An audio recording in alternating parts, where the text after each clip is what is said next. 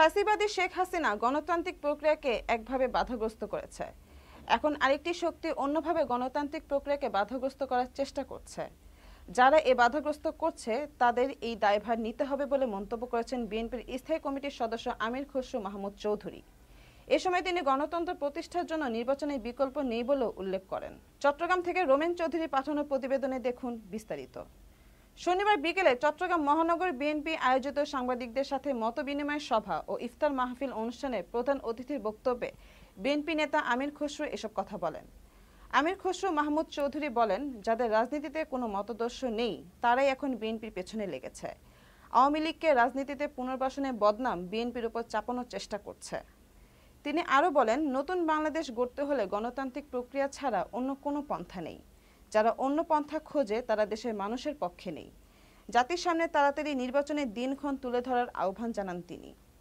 বাংলাদেশ জাতীয়তাবাদী দল একমাত্র দল যারা ইম্পিউনিটিতে বিশ্বাস করে না, অর্থাৎ বিচারহীনতায় বিশ্বাস করে না।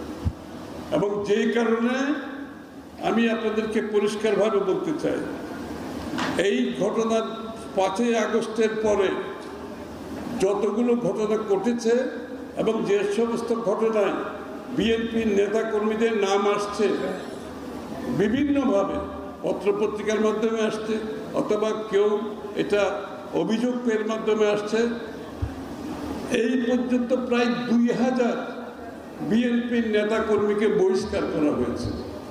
বাংলাদেশে কোনো দল এই এক্সাম্পল সেট করতে পারে নাই। বিএনপি প্রথম দল যারা যেই মাত্র কারোর বিরুদ্ধে কোনো অভিযোগ আসছে, সেটা পত্রিকার মাধ্যমে আসুক, সেটা সরাসরি আসুক, সেটা কোন দলের কারণে আসুক, আমরা বিবেচনা করি নাই, আমরা তাকে দল থেকে বহিষ্কার।